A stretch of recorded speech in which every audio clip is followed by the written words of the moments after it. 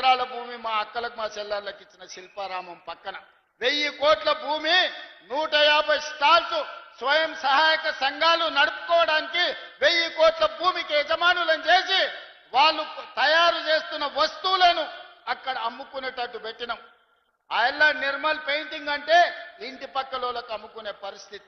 కానీ ఇలా నిర్మల్ పెయింటింగ్లు అమెజాన్లో ఆన్లైన్లో బుక్ చేసుకుంటే ఎక్కడికైనా పంపించే వసతులు ఇవాళ మనము అమెజాన్తో మాట్లాడి ఇవాళ మనం ఆన్లైన్ బిజినెస్కి మన ఆడబిడ్డల్ని వీళ్ళందరినీ ప్రోత్సహిస్తున్నాం.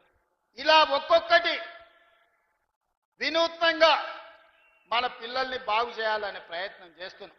అలా ఐటీఐలలో చదువుకున్నోనికి ఏ ఉద్యోగం లేదు.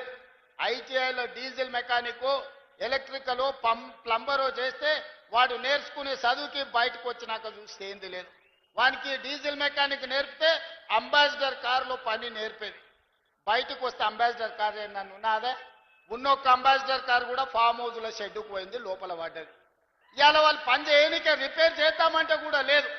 అందుకే ఈ ఐటీఐలో ఉన్న విధానం సరిగ్గా లేదని వాటిని అప్గ్రేడ్ చేసి 2400 కోట్ల రూపాయలు మంజూరు చేసి రాష్ట్రంలో 100 నియోజకవర్గాలలో 100 అడ్వాన్స్ టెక్నాలజీ సెంటర్లను పెట్టాలని ఈ రోజు వాటిని ఒక సాంకేతికపరమైన కేంద్రాలుగా మార్చినాము. ఇవాళ అక్కడ చదువుకున్న ప్రతి వాడికి ఉద్యోగం వచ్చే విధంగా.